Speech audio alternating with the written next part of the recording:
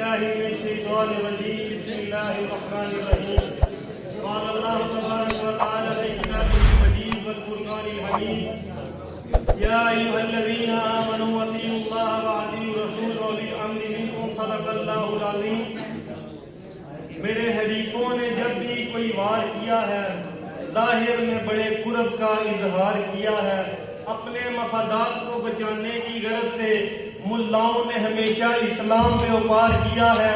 قرآن کو پہنا کر نئے معنی و مفہوم مذہب کا انہوں نے کاروبار کیا ہے. جناب صدر مجھ سے آنے والے قبل حزب اختلاف کے وکیل نے جو بے بنیاد فلسفے اور سوالات جاڑے ہیں میں ان کے جواب میں بس یہی کہوں گا اصحاب کہف کے کتوں پر بحث کرنے والے میں ان کے جواب میں کیا کہہ سکتا ہوں. میں بس یہی کہوں گا نہیں تھا اپنا مزاج ایسا کہ ظرف کھو کر انا بچاتے, نہیں تھا اپنا مزاج ایسا کہ ظرف کھو کر انا بچاتے, وگرنہ ایسے جواب دیتے کہ پھر نہ پیدا سوال ہوتے. جناب صدر انہوں نے مخالفین نے اپنے گلے سڑے مواد پر استعارات سے مزین چادر چڑھا کر الفاظ کی حرمت کو تار تار کیا ہے اور تاریخ کے چہرے کو نوچ نوچ کر ڈالا ہے. مفکرین کے علم ادب اور تدبر کو شرمندہ کیا ہے. پتہ نہیں ان کو یہ کہاں سے دورہ پڑ گیا ہے. خدا جانے کس خرید کے جھنڈے پر چل کر کہہ رہے ہیں کہ تعلیمی اداروں میں تنظیمات کا وجود درست نہیں ہے. جناب صدر یہ تنگ نظری ہے, یہ طلبہ کی شرعی اور آئینی قوت ڈاکہ ڈالا جا رہا ہے. یہ نہیں چاہتے کہ آج کے طالب علم دور طالب علم میں امامت کبریٰ کا فریضہ سنبھالنے کا گر سیکھے.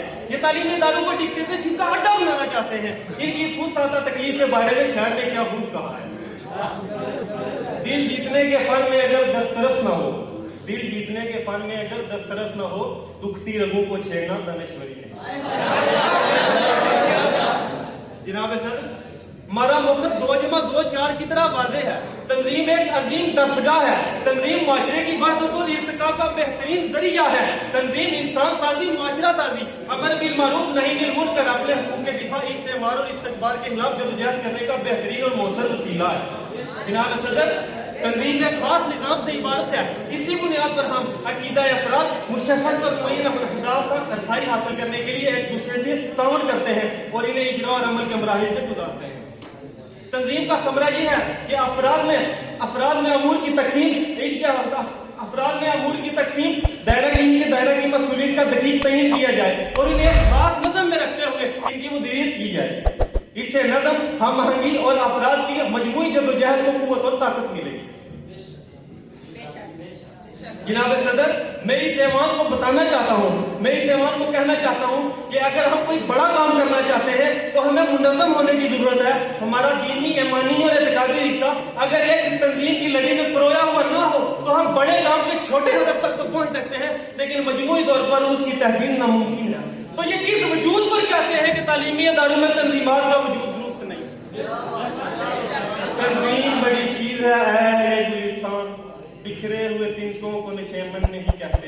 جناب صدر میں اس ایوان سے کہنا چاہتا ہوں, میں اس ایوان کو بتانا چاہتا ہوں کہ یہ لوگ کتاب اور بس کتاب کے نام پر لوگوں کو دھوکہ دیتے آئے ہیں. آج علامہ اقبال سے بڑی مدد کرنا پڑتی ہے. علامہ اقبال نے کہا تھا کہ ستاروں سے آگے جہاں اور بھی ہیں, ابھی مروجہ نظاموں کے علاوہ نظام اور بھی ہیں, کنات نہ کر عالم رنگ و بو پر چمن اور بھی, آشیاں اور بھی ہیں. جناب صدر میں ڈنکے کی چوٹ پر کہتا ہوں کہ تعلیمی اداروں میں تنظیمات کا وجود بالکل درست ہے.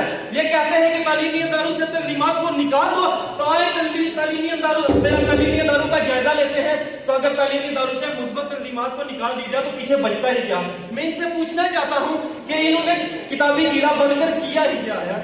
جناب صدر میں ان سے پوچھنا چاہتا ہوں 75 سالوں سے انہوں نے کلفیاں بیچنے کے علاوہ کیا ہی کیا ہے؟ ان کی ایک سانس انگریز کی مقروض ہے. یہ تو گلیلوں سے بہنے والے لوگ تھے, یہ جدید ٹیکنالوجی سے کہاں متعارف تھے. جناب صدر یہ تو گدھوں اور گھوڑوں پر سفر کرنے والے لوگ تھے, انہیں ٹرین جیسا نظام انگریز نے متعارف کرایا. تو ان میں اکڑ کس بات کی ہے؟ مجھے یہ تو بتائیں. یہ بجائے اپنے تعلیمی اداروں کی اصلاح کرنے کے یہ ایسی تنظیموں کے پیچھے لگے ہیں جو ان کی اداروں میں کمی کو پورا کرتی ہے. ستم کے آگے نہ سر جھکا ہے نہ سر جھکے گا. ستم کرو گے ستم کے آگے نہ سر جھکا ہے نہ سر جھکے گا. شعار صادق پہ ہم تھے نازاں جو کہہ رہے تھے وہی. والسلام.